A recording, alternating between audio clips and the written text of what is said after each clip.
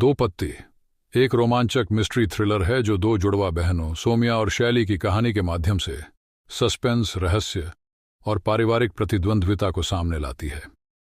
कहानी की शुरुआत एक खतरनाक पैराग्लाइडिंग दुर्घटना से होती है, जहां एक रिपोर्टर और पुलिसकर्मी यह देख रहे हैं कि एक व्यक्ति पैराग्लाइडिंग के दौरान एक लड़की को गिराने की कोशिश कर रहा है। इस स्थिति में पुलिस इंस्पेक्टर विद्या ज्योति मामले की जांच का जिम्मा संभालती है। विद्या एक ईमानदार और सख्त अधिकारी है, जिसने अपने करियर में सच्चाई और ईमानदारी के रास्ते पर चलते हुए कई मुश्किलें झेली हैं, जिस कारण उसका बार बार तबादला होता रहता है।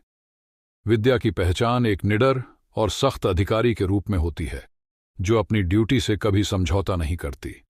इसी वजह से उसकी जिंदगी में अकेलापन और कठिनाइयों ने भी अपनी जगह बना ली है। विद्या को एक घरेलू हिंसा की शिकायत मिलती है, जहां एक महिला सोमिया अपने पति के हाथों प्रताड़ित होती है, लेकिन किसी डर या पारिवारिक दबाव के कारण उसके खिलाफ खुलकर कुछ नहीं कहती। विद्या जब उससे मिलने उसके घर पहुंचती है तो उसे सोमिया की हालत देखकर संदेह होता है। हालांकि सोमिया खुद को चोट के लिए जिम्मेदार ठहराती है और कहती है कि वह अलमारी से टकरा गई थी। इस पर विद्या को समझ आता है कि कहीं न कहीं कुछ गड़बड़ है, क्योंकि सोमिया की आंखों में डर और असुरक्षा की झलक स्पष्ट थी। यहां से कहानी फ्लैशबैक में जाती है, जहां हम सोमिया और शैली के बचपन और उनकी जटिल रिश्तों की कहानी जान पाते हैं। दोनों बहनें जुड़वा हैं, लेकिन उनके व्यक्तित्व पूरी तरह से विपरीत हैं। सोमिया सीधी, शर्मीली और अपने अंदर की भावनाओं को छुपाने वाली लड़की है, जबकि शैली आत्मविश्वासी, तेज तर्रार और बेबाक है। बचपन में उनकी मां का देहांत हो गया था और उनके पिता शराब के आदी थे, जिससे दोनों बहनों को एक दूसरे पर निर्भर रहना पड़ा। शैली हमेशा से सोमिया के प्रति ईर्ष्या और गुस्सा महसूस करती थी, क्योंकि उसे लगता था कि उसकी बहन हर चीज में उससे बेहतर है। यह प्रतिद्वंद्विता उनके बचपन से ही शुरू हो गई थी और समय के साथ साथ बढ़ती ही चली गई।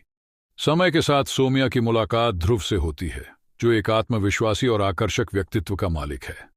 ध्रुव और सोमिया एक दूसरे की कंपनी में धीरे धीरे समय बिताने लगते हैं और पैराग्लाइडिंग जैसी गतिविधियों में भाग लेकर अपनी जिंदगी के सबसे खूबसूरत पल साथ बिताते हैं। एक दिन सोमिया ध्रुव को अपने परिवार से मिलाने लाती है और उसी समय शैली अचानक लौट आती है। शैली और ध्रुव की पहली मुलाकात के दौरान ही शैली अपने चुलबुले अंदाज में ध्रुव को प्रभावित कर देती है और ध्रुव भी शैली की बेबाकी और आकर्षक व्यक्तित्व की ओर खिंच जाता है। जल्द ही ध्रुव शैली की ओर आकर्षित होने लगता है और यह बात सोमिया के दिल में गहरा असर डालती है।